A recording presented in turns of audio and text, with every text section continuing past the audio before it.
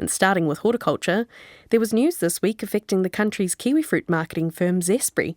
It's expecting to cut 65 roles and to leave 70 vacant roles unfilled. It's the world's largest marketer of kiwifruit, selling to more than 50 countries and managing 30% of the global volume. The changes will also affect some of the services Zespri currently provides the kiwifruit industry, and its views will be sought about these changes. And the who's who of New Zealand's fruit and vegetable sector gathered this week to try and harness horticulture's future and chomp into its challenges.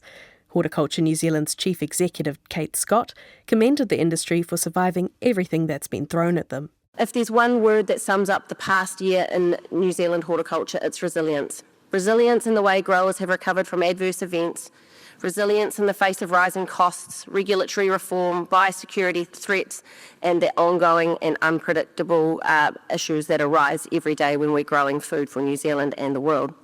The Department of Conservation is soon to ask for expressions of interest from those wanting to take on the lease of Molesworth Station. The state-owned property in Marlborough's backcountry is known as New Zealand's largest farm, and its lease with Pāmu comes up next June. DOC spokesperson Stacey Wren says aside from farming, the opportunity could include other activities like guiding and accommodation. It's got a really rich history of farming.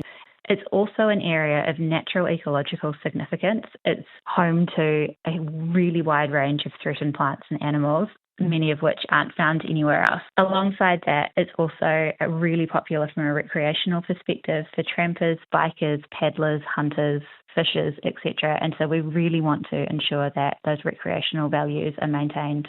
And just on Pāmu, which has been running cattle on the station, high commodity prices and improved productivity have helped it turn around its overall profit.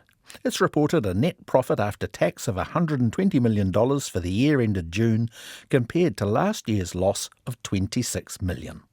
Tweaks to resource management legislation will see fewer farms requiring freshwater farm plans. The Resource Management Amendment Act recently came into law ahead of the wider RMA overhaul. Farms now need freshwater plans only if they're 50 hectares or larger, up from 20 hectares, for sheep, beef, arable, orchards or vineyards. This will mean 8,000 smaller low-risk farms will no longer require a plan in place. Nearly $300,000 worth of fencing materials was given away this week to flood-hit farmers and growers in the Tasman district. The event, put on by the Rapid Relief Team, was a big help for farmers like Stuart Mitchell. We've been through lambing, which has been a tough time. Not a lot of fences. When you end up with like 2 stop-proof paddocks left on your property, it's not easy to manage things. It's nice to come out and to see what's happened around the rest of the place. I've hardly been off the property since it happened. We haven't had any financial or any other support, but a little bit of goodwill and a bit of fencing materials is going to go a long way. A rare world-famous bull is up for sale. It's 5-year-old Arapuni Pride, a rig at Galloway which was judged Champion Galloway of the World. The owner of Cherrybank Stud in Pukeatua in South Waikato, Beth McVeary, says after nearly 20 years of breeding, the herd is also up for tender due to family illness. We have the white Galloways, which are white, but they have the dark points on their ears and the dark feet and the dark noses, so they kind of end up looking like pandas. We have some that are red, which is quite rare in New Zealand, and so they have red points, which are really beautiful. And then the Rigget, which is one of the oldest colour patterns of the Galloway, but is only really making a resurgence now through breeders like myself that have specialised in them. They are solid in colour, and they have a white dorsal stripe down their back, and they can have roning on their faces and white under their keel. So they're quite distinct in their colour pattern. Beth McVeary says the bulls cross well with dairy cows and produce premium quality meat calves. She's having an open day in September so people can cast their eye over the herd. The skin from New Zealand Wapiti deer is gracing top-rung fashion stores in New York.